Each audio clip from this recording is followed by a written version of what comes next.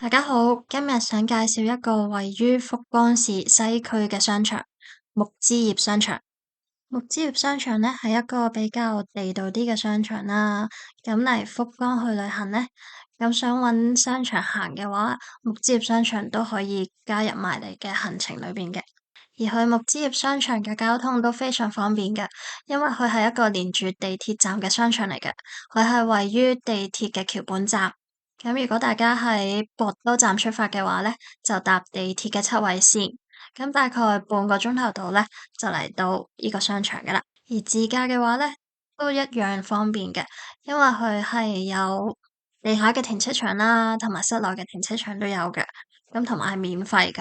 咁呢個商場咧，佢就有2層嘅，唔算太大，但係佢都有124間嘅店鋪。咁大家熟悉嘅品牌啊，大型嘅運動店啊、波鞋店啊、連鎖服裝店啊，同埋100yen店啊、藥妝店佢都有嘅。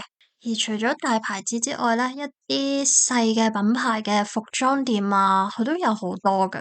咁呢個商場咧，佢有一個特色咧，就喺最底嗰層咧，會成日有一啲唔同嘅攤檔擺出嚟嘅。咁佢各類型嘅商品都有㗎，例如飾物啊、嘢食啊、碗碗碟碟啊都有。咁想介紹下一間店鋪咧，就係叫做 Encrypt 嘅店鋪啦。咁佢係一間比較大型啲嘅店鋪嚟嘅。咁佢裏邊咧賣文具啊、精品啊、雜貨啊、化妝品啊，咩都有嘅。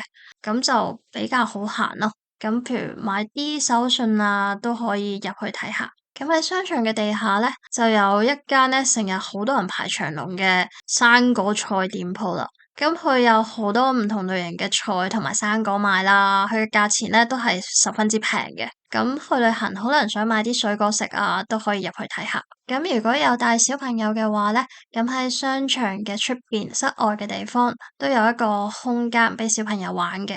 咁佢有一個好大嘅空地啦，小朋友可以走下玩下啦，同埋佢有一個比較特色嘅城網嘅。咁佢可能平日就未必開嘅，譬如喺星期六日啊，公眾假期就會開噶啦。咁大家可能會嚟日本想玩下扭蛋啦，咁呢度亦都有一間好大嘅扭蛋店鋪嘅，咁大家可以入去睇下。咁呢個商場咧，佢嘅食肆都幾多下嘅。咁除咗有 food court 之外啦，喺地下出去都有幾間餐廳嘅。咁我哋比較推介嘅咧，就係地下有一間餐廳啦。咁佢裏邊有食意粉啦、食飯、食扒都有嘅。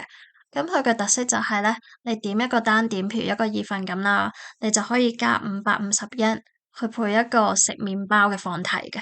咁但係佢啲麵包係一個個細細個咁啦，但係超級好味嘅。咁見到裏邊嘅食客多數都會係加呢一個麵包放題食噶啦。而嘢飲方面咧，都可以加390yen去配多一個 drink bar 嘅。咁今日嘅介紹就去到呢度先啦，拜拜。